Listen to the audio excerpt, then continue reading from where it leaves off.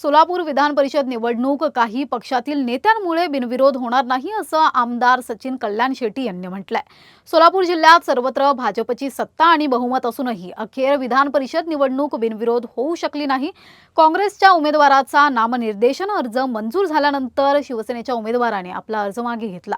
शरद पवार गटाचे विनायक पाटील आणि भाजपचे राजाभाऊ राऊत यांच्यात लढत होणार आहे। सोलापूर जिल्ह्याचे पालकमंत्री जयकुमार गोरे आणि सर्व भाजप आमदारांनी निवडणूक बिनविरोध करण्यासाठी खूप प्रयत्न केले, मात्र ते शक्य झाले नाही।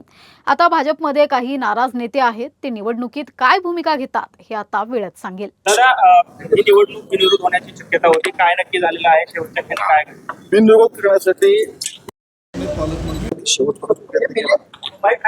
मी जिल्ह्यातील जे प्रमुख नेते मंडळ होतो, आम्ही सगळ्यांना प्रतिनिधित्व होतो, पण काही नेत्यांच्या युगामुळे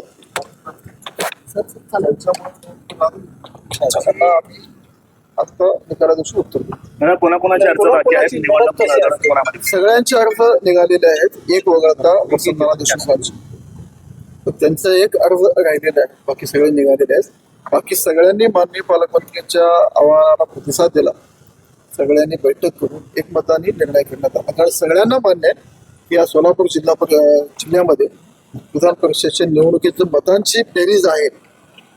जे भाजपच्या चिन्हावर निवडून आले ते तर आहेच आहे, त्याला सोडून जे लोक आमच्यासोबत जोडलेले आहेत त्या सगळ्यांची गोळाबेरीज करता ही निवडणूक लढवण्यासाठी नव्हतीच, पण केवळ युगोंमुळे ही निवडणूक लढली गेली। पण सगळ्या नेत्यांनी ज्या ज्या पालकमंत्र्यांच्या आमच्या भूमिकेला मान करून घेतले, आम्ही त्या सगळ्यांचे आभारी आहोत।